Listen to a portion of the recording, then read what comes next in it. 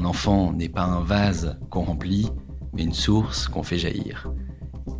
Et on pourrait l'appliquer à un collaborateur dans l'entreprise, ça a beaucoup de sens. Édouard Pic est le président de Clinitex. Nettoyer, balayer, astiquer, la propreté n'a aucun secret pour lui. Et pour cause, Clinitex, c'est 40 ans d'expérience dans le nettoyage de bureaux. Édouard nous raconte comment il a dépoussiéré le monde du nettoyage. 0 déchet, 0 carbone, 0 produit toxique. Chez Clinitex, l'important, c'est le bien-être des collaborateurs et de la planète. Autre chose ? Oui. Pourquoi Maria Montessori et Pierre Rabhi trônent encadrés à côté des photos des collaborateurs ? Comment ont-ils marqué durablement l'organisation de Clinitex ? Et pourquoi il a une boîte à meux sur son bureau ? Je suis Grace Leplat et avec Culture d'entreprise, je vous emmène à la rencontre des leaders engagés, des managers éclairés qui placent l'humain au cœur de leur stratégie et transforment le monde du travail. Bienvenue sur Culture d'entreprise, un podcast proposé par Natif. Bonjour Édouard. Bonjour Grace. Merci de m'accueillir dans ces beaux locaux. Merci à toi. J'ai pu me balader un petit peu, j'ai vu qu'il y avait plein de photos des collaborateurs, donc on va en parler un petit peu tout à l'heure. Si je te rencontre aujourd'hui, c'est grâce à Alexis Delem, le directeur d'Avril, que j'ai interviewé pour le premier épisode de ce podcast. Il m'a parlé de Clinitex et surtout de votre mode d'organisation qui est assez atypique. On aura le temps d'en reparler un petit peu. Pour commencer, je voulais savoir, est-ce que tu peux m'expliquer votre logo ? En fait, c'est un losange avec une sorte de V à l'intérieur. Qu'est-ce que ça représente ? Alors, le logo, il a une trentaine d'années.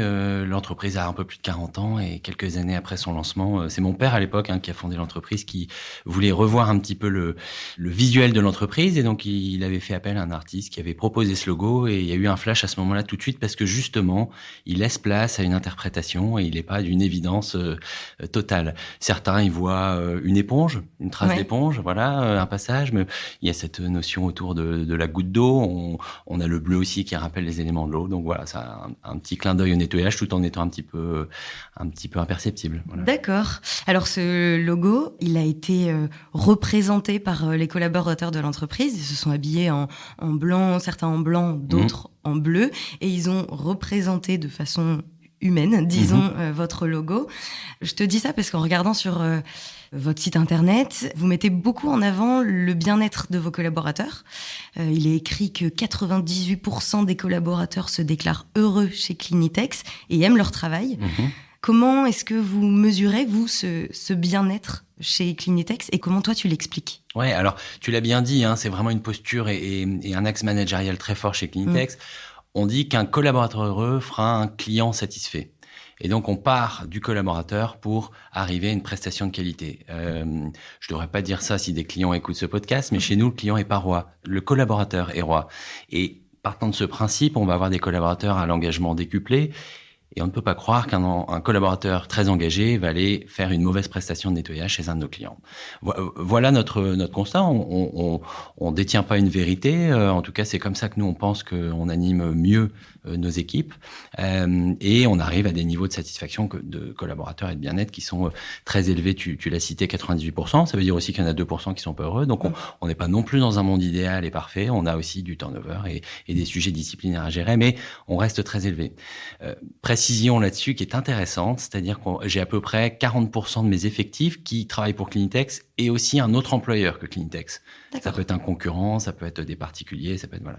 Et dans nos enquêtes de satisfaction, on mesure parmi les salariés qui sont multi-employeurs, donc un autre employeur que Clinitex, lequel est leur préféré. Et spontanément, on en a 80% qui citent Clinitex. Donc ça valide que nos actions sont les meilleures. Ça ne veut pas dire qu'on a des clients plus satisfaits qu'ailleurs, puisqu'on est dans les ratios de la profession, mais ça nous permet de s'assurer qu'on a des gens qui sont heureux de le faire. D'accord. Toi, Édouard, tu as repris Clinitex il y a 3 ans à peu près. Avant, c'était ton père qui dirigeait cette entreprise. Globalement, Clinitex a une organisation qui est assez proche de celle des entreprises libérées par la liberté qui est donnée aux collaborateurs, la responsabilisation, par l'autonomie, la confiance, enfin voilà, tous ces éléments qui font partie intégrante du concept d'entreprise libérée. Mais vous, je crois que vous préférez parler de management Montessori, c'est ça ? Oui, c'est sûr qu'on a une inspiration qui nous vient de la pédagogie de Maria Montessori. Maria Montessori, un médecin italien du début du XXe siècle, qui a développé toute une pédagogie pour faire différemment de l'enseignement classique. Moi, j'ai eu la chance de faire mon cursus scolaire, notamment maternelle et primaire, en cursus Montessori. Donc j'ai emmagasiné toute cette connaissance et cette manière de faire sans le conscientiser parce que j'ai pas connu autre chose. Et j'ai eu la chance là d'y mettre mes enfants, mon aîné à 9 ans et ma dernière à 5 ans, donc ils sont au cœur de leur apprentissage dans cette même école Montessori. Et là, ça a été frappant de parallèle entre le mode de management qu'on pratiquait dans l'entreprise et cette pédagogie Montessori qui laisse beaucoup de place à l'autonomie, à la responsabilisation, au mentorat. Il y a plein de parallèles avec le management qu'on a pu faire. Et d'ailleurs, Maria Montessori dit que la réussite d'un modèle éducatif se mesure non pas à la performance des enfants, mais à leur niveau de bonheur. Et donc, ça fait écho à nos enquêtes de bien-être en interne. Donc, du coup, pourquoi on le comprend? Pourquoi avoir mis en place cette méthode Montessori? Est-ce que tu peux nous expliquer un petit peu comment Maria Montessori intègre vraiment votre vision et votre mission? Alors, Maria Montessori, un des principes forts, c'est « aide-moi à apprendre par moi-même ». Dans une classe Montessori, si vous voulez, vous allez avoir tous les matériels qui vont être à disposition des enfants. Et l'enfant va aller lui-même chercher cette activité pédagogique, ce matériel, par exemple pour apprendre les continents, voilà, en maternelle ou en primaire, je sais pas à quel âge on fait ça, et de placer les continents un peu en mode puzzle. Et l'enseignant, son rôle va être uniquement de venir lui montrer comment fonctionne ce matériel pédagogique, et ensuite l'enfant va le faire seul pour l'apprentissage, le refaire jusqu'à ancrer la connaissance. Il peut également observer d'autres enfants, une classe maternelle, et on va voir les petites, moyennes et grandes sections mélangées. Le petit va observer le grand, qui est déjà dans cette classe depuis 2 ans, donc qui connaît les règles de vie, qui connaît le fonctionnement, qui connaît certains matériels, et qui va pouvoir lui-même être mentor ou tuteur d'un plus petit, et qui, par l'observation, va, en regardant les grands, pratiquer des apprentissages. Une classe montessorienne, c'est 27 enfants, 9 par section, et il y a une enseignante qui ne transmet aucun savoir, qui transmet une méthode d'apprentissage par soi-même. Et donc, quand on transpose cela à l'entreprise, c'est vrai que ça permet de libérer les énergies des collaborateurs, de se dire, je n'ai pas le même rythme qu'un nouveau qui est arrivé aujourd'hui. Moi, j'ai des connaissances plus forte en juridique, peut-être que je vais pas avoir besoin d'être accompagné là-dessus. L'autre a peut-être des connaissances terrain, on va moins l'accompagner là-dessus. En tout cas, on va pouvoir les laisser à leur propre rythme. Et donc, par exemple, on a un catalogue de formation avec un certain nombre de cursus sur tous les points importants de nos métiers. Et les collaborateurs viennent eux-mêmes s'inscrire à ces formations pour se nourrir selon leur rythme, selon leurs envies, leurs besoins, plutôt que d'uniformiser et de rationaliser les formations en nivelant le même niveau pour tout le monde. Voilà un petit peu. Pour continuer sur du coup ce parallèle entre la classe et l'entreprise, en classe, il y a quand même la prof, l'institutrice, à un moment qui donne un cadre ou qui va forcer, en tout cas, les élèves à respecter des règles. J'imagine que vous, en entreprise, c'est pareil. Vous devez établir des règles pour que la liberté puisse être possible, en fait. Bien sûr. Et c'est même l'élément essentiel. Alors, je vais vous raconter ce qu'on a fait chez Clinitex, mais effectivement, dans une classe montessorienne, le cadre est quasiment pendant les 15 premiers jours, là, la rentrée scolaire est pas si vieille, on ne parle quasiment que des règles de vie de la classe. Voilà. En entreprise, le parallèle, on a construit ça il y a quelques années, il y a une dizaine d'années maintenant, vision et valeurs, qui sont en fait le cadre de l'entreprise, définissant vers où on va et dans quelles valeurs on doit respecter pour aller vers ce but commun. Et c'est notre cadre. Dans nos valeurs, on a l'audace, par exemple. Un collaborateur qui ne serait jamais audacieux dans l'entreprise ne serait pas dans les valeurs et pourrait se mettre en danger sur son avenir à long terme. Dans nos valeurs, on a bonne humeur. Quelqu'un qui serait chroniquement de mauvaise humeur, alors on n'est pas non plus des timbrés de l'application des valeurs, c'est-à-dire qu'on se laisse aussi une marge de manœuvre et de souplesse, mais quelqu'un chroniquement de mauvaise humeur n'a plus sa place chez nous. Donc on est très rigoureux sur les valeurs qui sont en fait le cadre, et dans ce cadre-là, par contre, la liberté est totale. Mais quel est le challenge humain? Parce que j'imagine que c'est pas facile pour tous les collaborateurs, d'autant plus que tu disais tout à l'heure qu'ils travaillent parfois dans 2 entreprises différentes. J'imagine que c'est pas facile pour tout le monde d'être audacieux, d'être force de proposition, d'être toujours de bonne humeur. Enfin, comment on fait pour les imprégner au final de ces valeurs-là? Alors, là, tu l'as vu sur la photo que tu mentionnais tout à l'heure de notre logo humain. On a à peu près 200 collaborateurs qui sont les collaborateurs, on va dire, support, qui vont être ceux qui vont servir les agents de propreté. Les agents de propreté, eux, vont servir les clients par les prestations de nettoyage. L'animation des valeurs, de la vision, de cette pédagogie, moi, je l'anime en direct auprès des 200.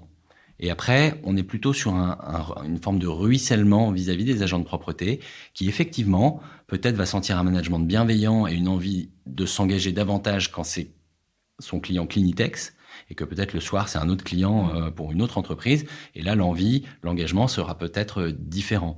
Mais nous, on peut l'animer que pour nous. On l'anime pas forcément pour nos confrères. Mais en tout cas, de manière directe, c'est animé sur les services supports qui, eux-mêmes, par ruissellement, vont l'appliquer aux agents de propreté. Donc, il faut quand même une forme de hiérarchie ou en tout cas un manager. Oui.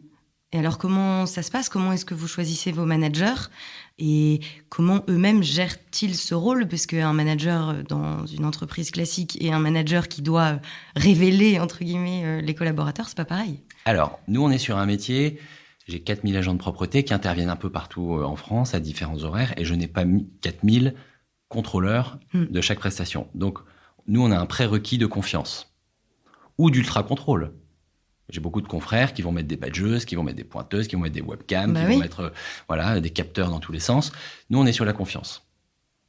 Et donc, c'est un autre aspect. Et donc, les managers, leur rôle va être de mettre dans les meilleures dispositions l'agent de propreté en termes de moyens pour travailler, tout simplement le matériel, les produits, mais également en termes de formation, en termes de réactivité au moindre problème, en termes, ça c'est un point important, de relationnel avec le client. C'est-à-dire qu'on est des métiers parfois invisibles, parfois de coulisses, mais parfois aussi en lien direct avec le client. Je prends par exemple un nettoyage dans une maison de retraite. On va être très en lien avec les résidents. Donc ça on prépare nos agents de propreté à accueillir ou à se confronter à des publics plus difficiles, parce que vieillesse, parce que éventuellement des maladies mentales type Alzheimer, et donc des réactions des usagers de nos clients qui peuvent être un petit peu spéciales. Et donc on prépare pour que les agents soient dans les meilleures dispositions. Donc le rôle du manager n'est pas de venir contrôler les prestations ou de venir fliquer les agents. Il est plutôt de les révéler, de les accompagner, d'être un petit peu une forme de coach de la prestation de nettoyage, plutôt qu'une rôle... Alors, c'est rigolo, dans la profession du nettoyage, le terme pour dire manager, nous, ce qu'on appelle manager, donc celui qui manage la propreté, donc les agents, le terme de notre convention collective, c'est inspecteur. Ah, d'accord. Et ça veut tout dire. Ça veut dire que ce métier, parmi la profession et nos confrères, est vu comme une inspection de la bonne réalisation de la prestation. Et nous, on est plutôt dans l'accompagnement de l'autoréalisation par l'agent de propreté. D'accord. Au niveau de toutes ces innovations managériales que vous essayez de mettre en place, j'étais tombée sur votre site internet sur un terme, le terme de naturisme managérial. Qu'est-ce que ça veut dire ? Ah, effectivement. Ça, c'est une méthode qu'on a petit à petit mis en place. Alors, on parle de naturisme parce qu'on a une grande culture de la transparence. Ça me rappelle une anecdote. J'étais directeur de l'agence de Valenciennes à l'époque, et puis j'ai une certaine Valérie qui était assistante d'exploitation à l'époque, il me semble, qui fonce dans mon bureau 4 à 4 en disant « Édouard, tu viens de faire une énorme bêtise ». Je la regarde, je dis « Mais qu'est-ce que j'ai pu faire de bête ?» Elle dit « Tu viens de nous envoyer l'ordre du jour du comité de direction ». J'étais directeur d'agence et il y avait un organisme des petites réunions avec tous les directeurs d'agence. Et on l'a tous reçu dans notre boîte mail. Donc l'ensemble de la société, quoi, tous les collaborateurs. Non, mes collaborateurs directs de l'agence de Valenciennes. Donc le staff support, donc on parle d'une 15 ou une vingtaine de personnes. Et là, je la regarde en disant « Mais et alors ?» Elle dit « Non, mais t'inquiète pas, on l'a tous effacé de notre boîte mail, on va pas le regarder, t'inquiète pas. » Et donc j'ai pris conscience ce jour-là qu'en fait, les réunions de direction formait une opacité dans le management qui était assez terrible, parce que ça donnait le sentiment qu'on prenait des petites poupées vaudou avec la photo de chacun et puis qu'on venait planter des aiguilles, lui il a fait ci, lui il a fait ça, c'est-à-dire vraiment une opacité et du coup une forme de fantasme. Un petit peu comme en naturisme, c'est pour ça qu'on fait le parallèle avec le naturisme. Je comprends mieux. Quand on est habillé, ça peut prêter à tous les fantasmes. Quand on tombe les pantalons ou les maillots de bain, alors j'ai jamais fait de naturisme, mais j'imagine que ça dépassionne l'imaginaire. Et donc de le faire sur ces ordres du jour, c'était une chose assez simple, mais on l'a fait ensuite sur les indicateurs économiques. Et dans cette même agence de Valenciennes, je me souviens avoir projeté les tableaux de rentabilité et d'avoir des collaborateurs qui fermaient les yeux. Genre, on n'a pas le droit de le regarder, ce truc-là.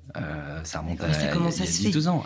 C'est ancré en nous, au final. C'était culturel à l'époque. Hein. Donc voilà. Et puis, on a été plus loin. Ensuite, j'ai publié les salaires non nominatifs, puis nominatifs. Donc là, aujourd'hui, les salaires sont transparents. Tout le monde connaît le salaire de tout le monde dans l'entreprise, y compris le mien. D'accord.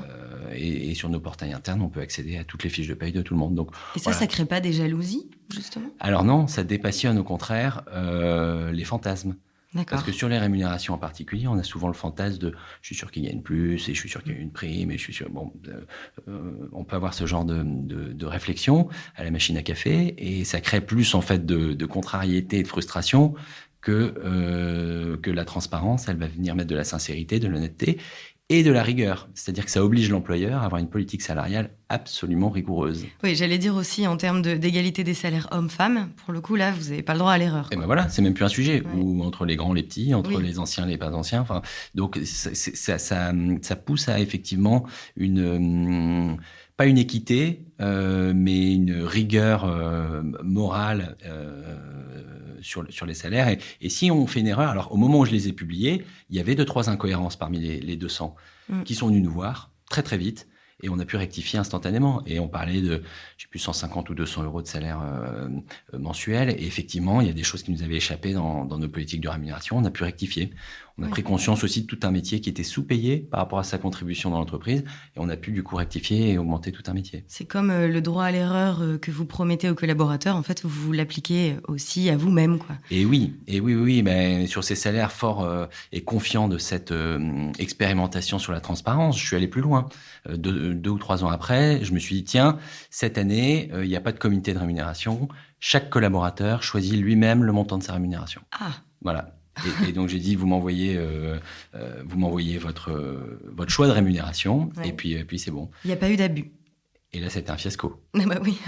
Ça a été un fiasco. Genre, c'était cool, Édouard nous fait un chèque en blanc, donc allons-y gaiement. Et j'avais des postes type magasinier qui se rajoutaient 1 000 euros par mois. Il y avait des choses cohérentes, mais il y avait aussi des choses incohérentes.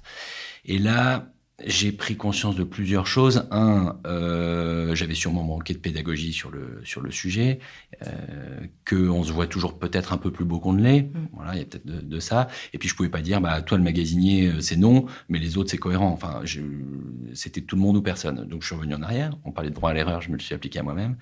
Et j'ai pris aussi conscience que c'est de la responsabilité de ceux qui ont des postes plus importants dans l'entreprise. C'est la responsabilité des managers, des directeurs d'agence ou de moi-même de fixer cette rémunération. C'est pour ça que certains sont mieux payés, c'est parce qu'ils ont dans leur sac à dos des décisions plus difficiles à prendre et la rémunération fait partie. Mais laisser ce sujet porté par le collaborateur, c'est compliqué. Mais du coup, c'est intéressant d'avoir voulu aller au bout en fait, de la réflexion, se rendre compte de ses limites. C'est ça aussi, encore une fois, qui permet d'établir un cadre. Et c'est dans ce cadre-là que tout le monde peut se réaliser. Donc au final, c'est une expérience qui vous a appris au final. Ah, c'est sûr, j'ai poussé le truc jusqu'au bout. Est-ce que je le retenterai un jour ? Alors j'ai vu une boîte qui l'avait fait pour des cadres, donc c'est-à-dire déjà des niveaux de maturité et de transversalité dans l'entreprise qui ont un regard un peu plus large et qui avaient plus de 5 ans d'ancienneté. Donc peut-être que là, il y a des niveaux de connaissances, de grille salariale, de ce qui se passe sur le marché, etc., qui donnent un peu plus de cohérence. Tu parles beaucoup de toutes ces innovations que tu as mises en place. Mais du coup, comme on le disait au début, toi, tu as repris l'entreprise en tant que directeur il y a 3 ans. Cet état d'esprit très montessorien, c'est ton père qui l'a mis en place il y a à peu près 40 ans. Comment est-ce qu'on gère ce moment délicat de la transmission ? Quand ton père est parti, comment est-ce qu'il t'a, à toi et à ton frère, je crois, comment est-ce qu'il vous a tous les deux passé le flambeau ? Et comment, toi, tu as réussi à te faire une place dans une entreprise avec une culture d'entreprise aussi forte? Alors, l'entreprise n'est pas née montessorienne. Mon père, lui, a pas fait ce cursus. Moi, peut-être en tant que papa, il a observé ses enfants, on est 4, faire ce cursus Montessori. En fait, c'est quand je suis entré dans l'entreprise, il y a eu un coming out. Nous, on appelle ça plutôt un coming out managérial, c'est-à-dire on s'est réaligné que ce qu'on était vraiment en profondeur, et les principes de Montessori étaient ceux-là. Donc, l'entreprise est plutôt construite un peu classiquement, avec un organigramme, un râteau, avec des chefs, des sous-chefs, voilà. Et quand je suis arrivé, on a pu, avec mon père, détricoter un petit peu tout ça pour se réaligner foncièrement et fondamentalement. Et donc moi, en fait, j'ai retrouvé dans l'entreprise ce que j'avais vécu en termes d'éducation, de la confiance, de la liberté, du droit à l'erreur. J'ai fait des bêtises comme tout adolescent. Jamais je n'ai été sanctionné ou réprimé par mes parents. J'ai toujours été responsabilisé. C'était évident que tu reprennes l'entreprise? Tu le savais en grandissant? Alors non, on a été éduqués par mes parents. Donc je disais, on était 4. Ils nous ont dit, aucun de vous ne travaillera jamais dans l'entreprise. D'accord. Quand on prendra notre retraite, on revendra Clinitex et on dépensera tout. Et s'il en reste un peu, on donnera au Resto du Cœur. Et donc, moi, j'ai fait une école de commerce, j'ai fait tout mon cursus scolaire sans jamais imaginer que je mettrais un pied chez Clinitex. Et finalement, ça, c'est un beau cadeau qui nous a été fait a posteriori, parce qu'on a été libre. Ouais. Et c'est plutôt l'appel me concernant de collaborateurs. Il y avait des projets dormants dans l'entreprise qui se sont dit, tiens, Édouard, pourquoi il viendrait pas les mener avec nous, qui a fait que j'ai pu intégrer l'entreprise. Et du coup, avec un papa qui était fondateur et qui avait une belle réussite, je n'avais pas d'autre choix, enfin en tout cas c'est comme ça que je l'ai vu, que d'arriver sur la pointe des pieds et de me faire mes légitimités. Et donc j'ai mis du temps, une dizaine d'années, volontairement de ma part, pour pas brûler d'étapes et pas arriver le fils à papa qui a déjà tous les pouvoirs et tous les droits alors qu'il n'est pas légitime. Et donc la transmission, au moment où mon père est parti, s'est faite ultra naturellement parce que j'avais trouvé ma place, j'étais légitime et puis je n'ai pas hérité. J'ai souhaité racheter à mes parents. Et ça, c'est un point important aussi en termes de légitimité.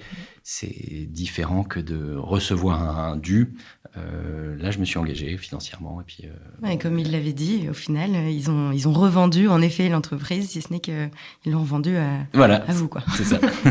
et en tout cas, ce passage de flambeau, il a été réussi, parce que tu me montrais ton bureau tout à l'heure.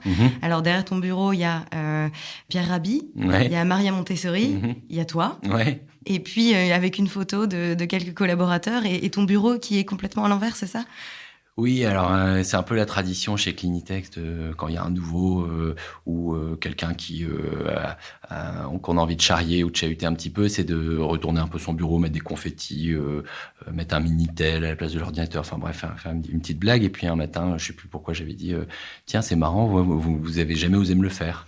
Et qu'est-ce que j'avais pas dit, ils m'ont retourné mon bureau comme jamais on a eu, et puis ils se sont fait un beau selfie devant qu'ils m'ont envoyé alors que j'étais en vacances ou je sais plus où, enfin bref, donc c'était plutôt rigolo.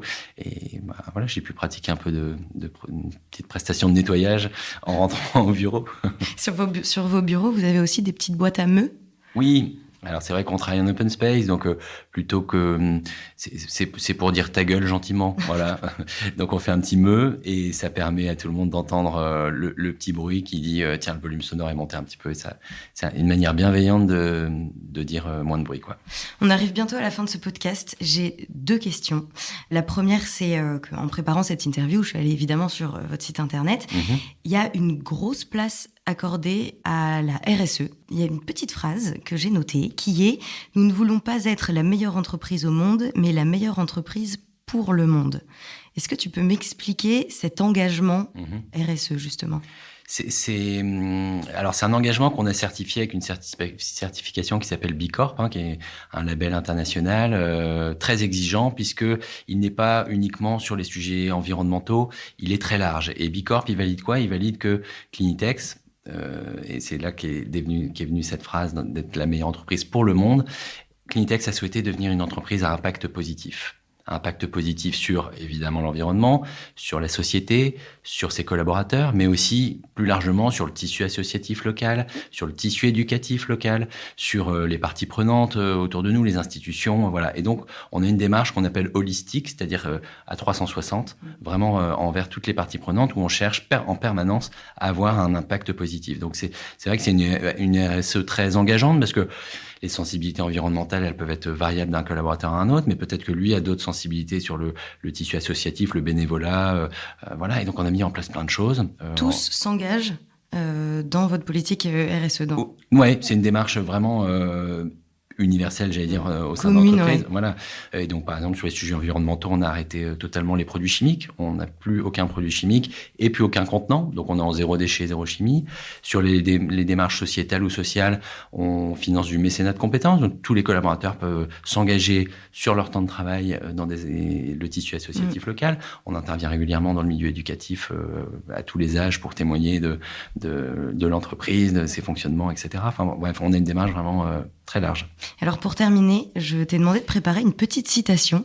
Oui. Et est-ce que tu peux me la donner ? Alors, forcément, je reviens à Maria Montessori qui dit qu'un enfant n'est pas un vase qu'on remplit, mais une source qu'on fait jaillir. Wow. Et on pourrait l'appliquer à un collaborateur dans l'entreprise, ça a beaucoup de sens. Ouais, donc c'est un peu toi, c'est ta vision aujourd'hui, tu as envie de révéler les collaborateurs, quoi. Ma mission à moi individuelle en tant que chef d'entreprise, elle est celle-là, c'est de réaliser le rêve professionnel de mes collaborateurs. Et donc aujourd'hui, Clinitex n'a pas de business plan, on a un human plan qui fait se révéler les carrières, les talents, les points forts des collaborateurs, et on appuie très fort dessus pour les aligner parfaitement avec ce qu'ils aiment faire et ce qu'ils savent bien faire. Super. Eh ben, écoute, Édouard, merci beaucoup pour toutes ces informations. C'est moi, merci, grâce. Human Plan, c'est hyper intéressant. On a parlé de Maria Montessori, du naturisme managérial. Enfin, voilà, plein d'initiatives qui marchent bien. En plus, je crois que Clinitex, c'est une entreprise qui fonctionne vraiment très très bien en termes de développement. Alors oui, il faut se battre parce qu'on est 15 000 entreprises de propreté en France, et donc c'est en service aux entreprises le métier le plus concurrentiel. Donc on n'est pas tout seul, et d'autres font des choses bien aussi. Oui, bon, évidemment, mais en tout cas vous, c'est vraiment très intéressant tout ce que vous mettez en place. Donc merci d'avoir pris le temps de nous l'expliquer, et puis à bientôt. Merci à toi, à bientôt. Et merci à vous de nous avoir accompagnés tout au long de ce podcast. N'hésitez pas à le noter et à le partager autour de vous. Je suis Grace Leplat, et chez Natif, nous aidons les organisations à renforcer leur culture d'entreprise par l'audio. Rendez-vous sur natif.io. Quant à moi, je vous donne rendez-vous dans 15 jours.